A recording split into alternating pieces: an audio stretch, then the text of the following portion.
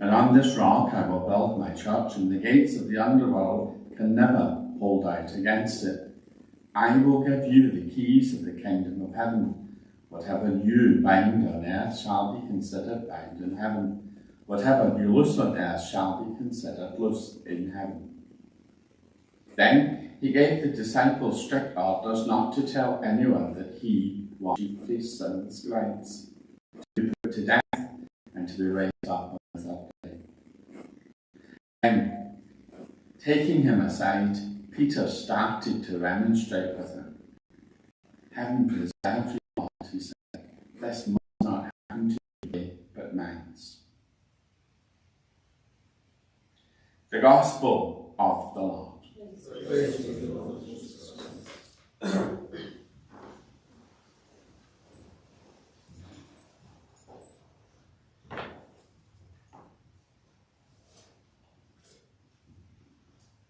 My dear friends, when we gather to celebrate St. Dominic, it's an opportunity to encourage us, especially the young ones, to,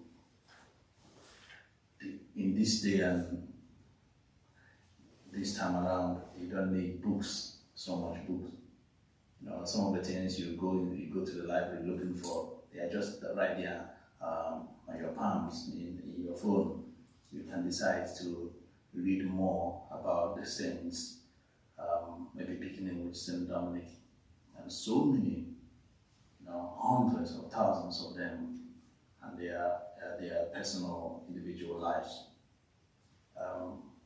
A lot of people have fostered and deepened their relationship with God just by reading the lives of the saints and trying to take from them how they live their life. I know we may say that Dominic lived during the 13th century, but there are a lot of things, some similarities, some commonalities we can pick from his life. So one of the things I will encourage us today is to begin to form the attitude or the habit to fall back to the saints. They are all in Google. Just write their names, Google, Wikipedia. In fact, you will be overloaded with information that you can pick and choose. Beyond that, a lot of things are very outstanding in the life of Dominic. He was born of nobility. He came from a very wealthy family. But despite that, almost every member of his family was canonized. The mom, Joan, was beatified. The brother, Manes, was a priest, was also beatified. So it's like a family of saints. So little wonder he himself, his own faith was very, very deepened. This encourages us, especially parents and young parents, intending couples, to build up a spiritual, religious atmosphere within the home. It is very, very fundamental for our children to grow up in a family atmosphere that is godly and godlike. Children breathing the air and the atmosphere of the Holy Spirit while they grow up. Check out all families that have that kind of setting. That is, all the children will not go astray. Majority of them.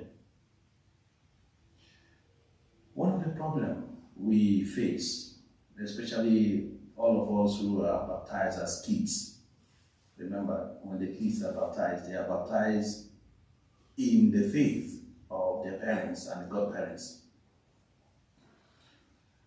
In some cases, we as adults, we grow up living the faith of our parents and godparents.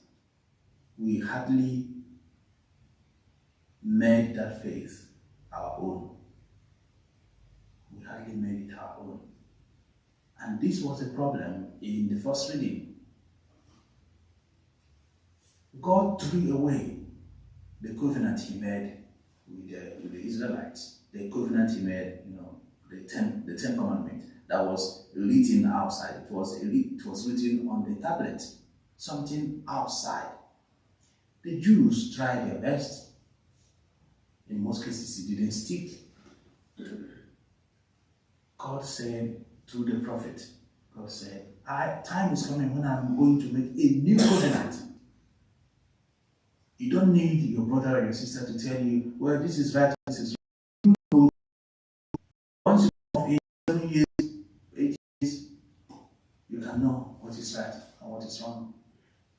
But we know very well that the problem today is not about the knowledge, the knowledge of what is right or what is wrong, what is sinful and what is not.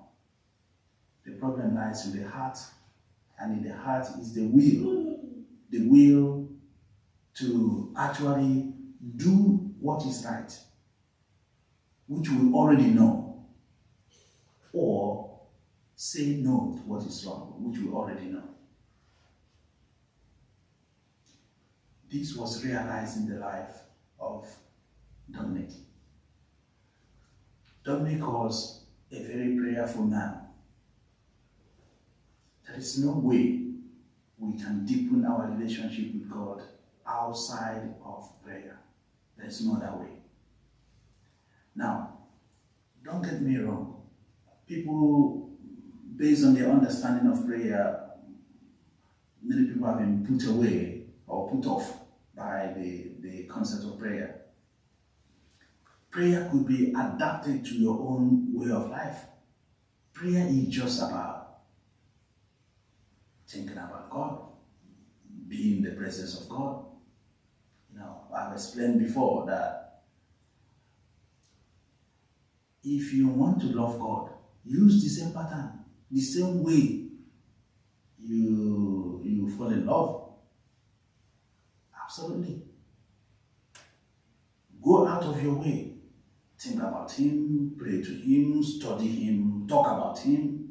That is how life is. Unless the minors here, or adults here, and parents here, you understand what I mean?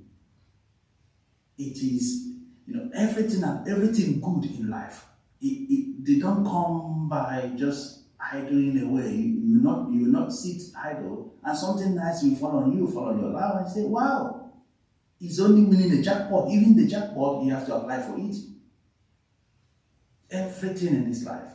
Is it academic excellence? Go and ask those who are writing GCSE and A levels, and they tell you how much sleepless night they keep. So it is about consciously telling yourself, I want to make the faith of my father I received from my father and mother my own. And the way to do it is involving my own way of prayer. And I've given you a simple template. Loving God does not come by dream or just wishing it. It comes by the same way. If a young man sees a beautiful girl and he likes her, what do? Either you stay far away admiring the girl until someone takes her, or you muster courage and approach her. And that is not the end. Once you get to know her, you talk to her, you phone her, you WhatsApp her. You see, this is what's going on today. People have their phone. Even when people are brushing their mouth, showering, they are pinging, they are chatting. This is what it also applies to God. So it makes life easier. Don't think about prayer like for you to pray to God, you need to run away from your house and run into the desert. God does not really want that. The same way, if God is your friend, treat Him the same way you treat your friends. The last thing I will encourage us that we will learn from St. Dominic is the habit of praying the rosary. If you Google, just Google St. Dominic and rosary. St. Dominic, he was a great preacher. But there was an error, there was a group during his time who they were preaching against, they were preaching that everything material, everything body is evil. In fact, they even denied, it was kind of an offshoot of Manichaeism. They even denied the incarnation of Christ. So, preaching against these people was very, very tough. Dominic preached for many years with little success. Then he was a man of prayer. Once he was in a deep prayer,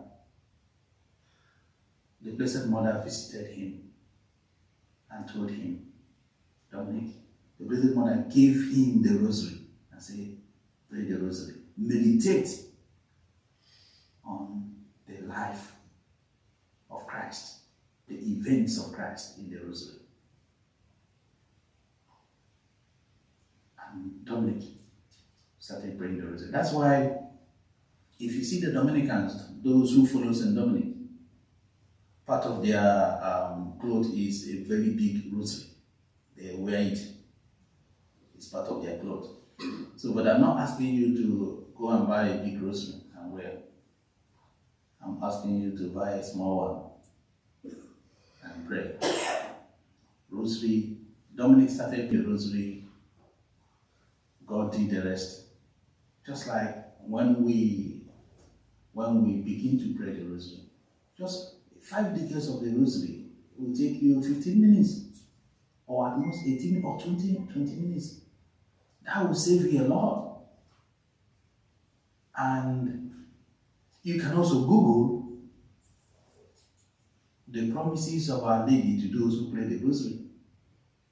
If you're looking for motivation to do it, maybe it's about 15 promises. Maybe after reading it, you can be motivated to pick up a rosary, or if you don't have one, buy one. Don't tell me I don't know how to pray it. It is in the Google. Just Google how to pray the rosary. So I'm just telling you today, Google can serve you for something nice. Not only about looking out for celebrities, what is in vogue now, what is trending. God is trending. Google it. So when we celebrate St. Dominic, it is very relevant today for us. He was a man of prayer. He came from a wealthy background. Wealth, materiality didn't mean anything for him. He followed God. People rallied around him. And he was very, very successful. He was successful not because he talks better than everyone else. He was successful because he relied in the power of God. And he prayed. He communicated with God in his own way. So everyone, I've explained to you what is prayer. Prayer is talk with God. How do I talk with God? Talk with God the same way you talk with your friends. Your good friends. Stay in touch. God is saying, stay in touch.